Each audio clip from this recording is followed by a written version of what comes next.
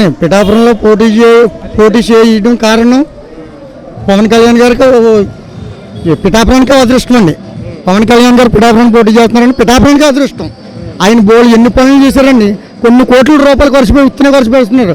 పిఠాపురం నెగ్గాడంటే ఆయన ఎన్ని పనులు చేస్తారో అర్థం చేసుకోండి. పిఠాపురం నెంబర్ 1 స్థానంలో తీసుకొస్తారు సార్. ఆయన చాలా మంచి వ్యక్తి.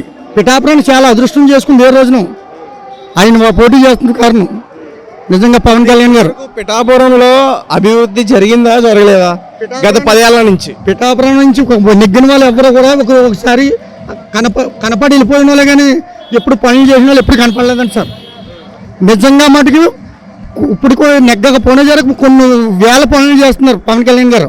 నిజంగా నెగ్గుంటే పిఠాపురం అదృష్టం చేసుకున్నట్టేనండి, అదృష్టం చేసుకున్నట్టే. అప్పుడు పోటీ చేస్తున్నా నెగ్గేస్తాడు కూడా. పిఠాపురం అదృష్టం చేసుకుని కొన్ని వేల పనులు చేస్తాడండి. పిఠాపురం మీద పెడతారు దృష్టి అంతా. పవన్ కళ్యాణ్ గారు ఇక్కడ గెలిస్తే ఇక్కడ ప్రజలు ఏం కోరుకుంటున్నారు? ఆయన అభివృద్ధి చేస్తారని నమ్మకంతో ఉన్నారండి.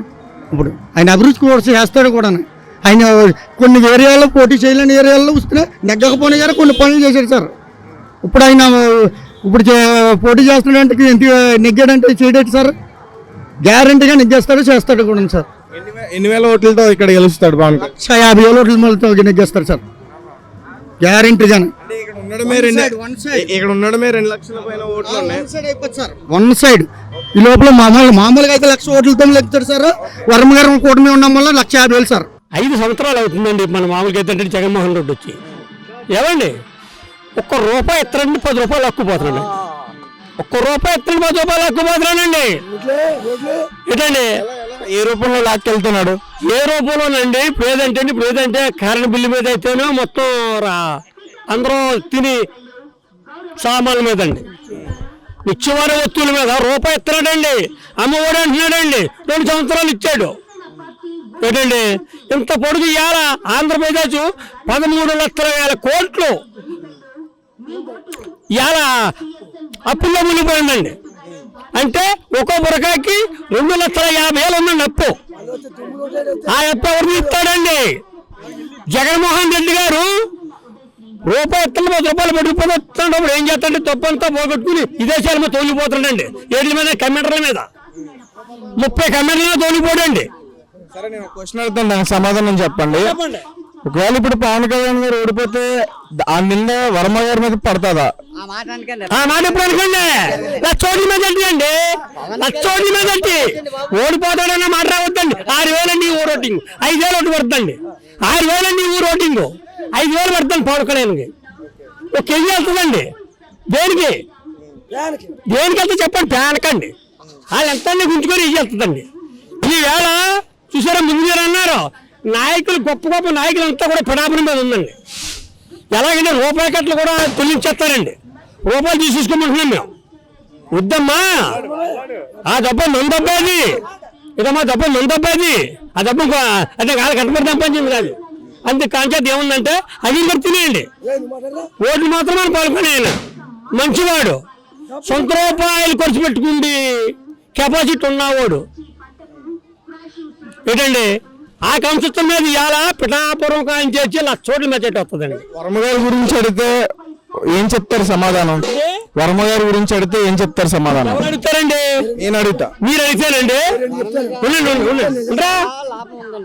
ఒక్క మాట అండి, ఇప్పుడు ఎలాగంటే చంద్రబాబు నాయుడు గారు ఇచ్చిన ఆదేశాల ప్రకారంగా వర్మ గారు కొట్టుపడ్డారండి. మాట నిలబెట్టుకున్నాడండి. దొంగ రాజకీయాలు చేయలేదండి మా కోపుల్లాగా. రాజు అండి ఆయన మాట మీద నిలబడ్డాడు. రాజు మా కోపులు డబ్బు కావాలన్న వాళ్ళకి ఏమండి గంటకో మొత్తం మారుతారండి మా కోపులు. అది అసలు మీకు చెప్పలేక నేను. అందరికీ నమస్తే అండి. వీరమహిళల ఏళ్ల సుజాతని మాట్లాడుచున్నాను. ప్రతిపక్షము మరి నిన్న వీడియోలోని చెత్త ప్రభుత్వము చెత్త అంతా చేర్చుకుంటుంది అని మాట్లాడుతున్నారు.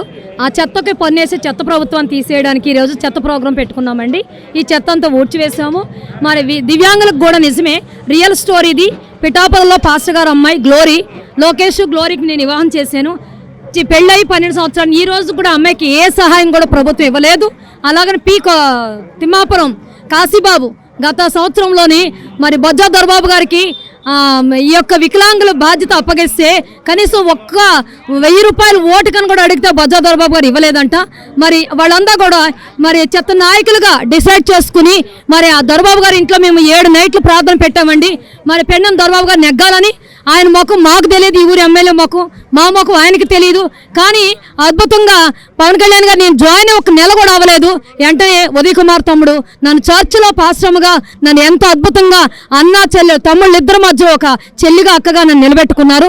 మరి దివ్యాంగులు ఎంతమందో, మరి కాశీ కూడా ఎంతో బాధపడేటప్పుడు వచ్చి అక్క మనం ఎంతో ప్రార్థన చేస్తాం, బొజ్జా దొరబాబు ఎంతగానో మరి మేము వెళ్తే కనీసం మాకు టిఫిన్ పెట్టడానికి కూడా గతి లేని స్థితిలో ఉన్నాడు.